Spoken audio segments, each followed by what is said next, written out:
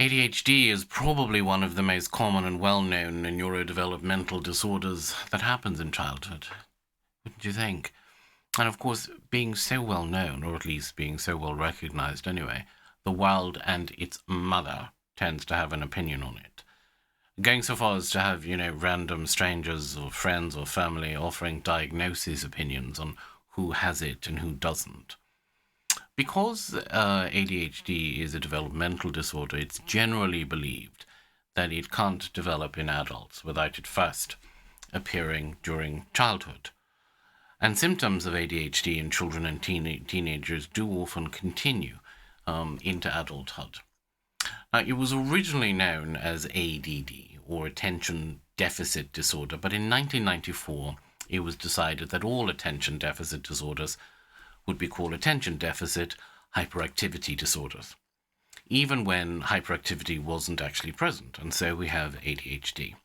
Now, there are three types or subtypes of ADHD. And the first is ADHD predominantly inattentive presentation. The second is ADHD predominantly hyperactive impulsive presentation. And the third is ADHD combined presentation. Now, ADHD is more often diagnosed in boys than in girls, because girls are more likely to have symptoms of the inattentiveness only, and so they're less likely to show disruptive behavior that makes ADHD symptoms much more obvious. This means, of course, that girls who do have ADHD may not always be diagnosed, or at least will get diagnosed much later on than boys would. So let's look at each one, shall we? Starting with the first one we mentioned, which is ADHD predominantly inattentive presentation. Now, sufferers with this subtype aren't hyperactive. They don't have the high energy level seen in others with ADHD. In fact, people with this form can even come across as very shy, or may be described as lost in their own world or a daydreamer. And this is the subtype that we used to call ADD because of the lack of hyperactivity. Let's put some of the symptoms on the screen so that you can pause the video and read them, shall we?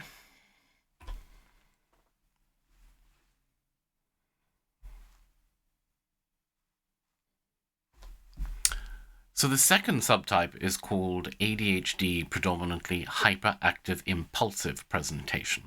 And sufferers with this subtype have tremendous amounts of energy and are constantly moving in a way that causes disruptive problems. And, obviously this subtype is immediately more noticeable than the inattentive type. And this subtype is what people generally tend to associate with ADHD. So let's look at some of the symptoms of this subtype on the screen, and you can pause the video and look at them.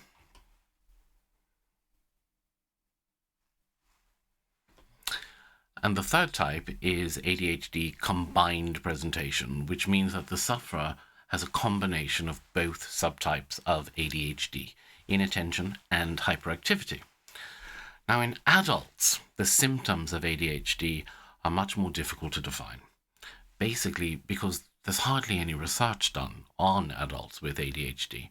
But as I said before, because it's a developmental disorder, it's believed that it can't develop in adults without it first appearing during childhood.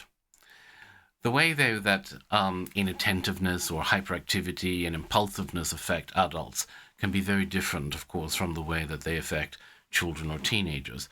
For example, hyperactivity tends to decrease in adults, whereas inattentiveness tends to remain constant or even increases depending on adult stresses.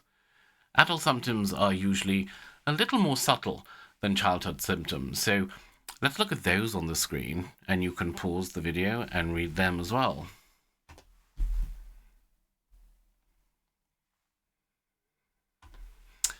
ADHD is treated with both medicine, medical intervention, and therapy. But obviously a combination of the two is probably best. Now, I know you're probably going to ask me what causes it. And it can be a number of things, like genetics. It does tend to run in families. It could be an imbalance of neurotransmitters in the brain, or it could be something else, such as, the sufferer already suffering with epilepsy. It's even been put down in some cases to being born prematurely.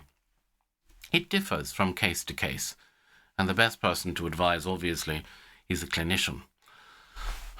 I'm going to get banned on TikTok for doing these super long videos, so make sure you like them and comment on them to show to the TikTok algorithm that actually you do like them and you do want them.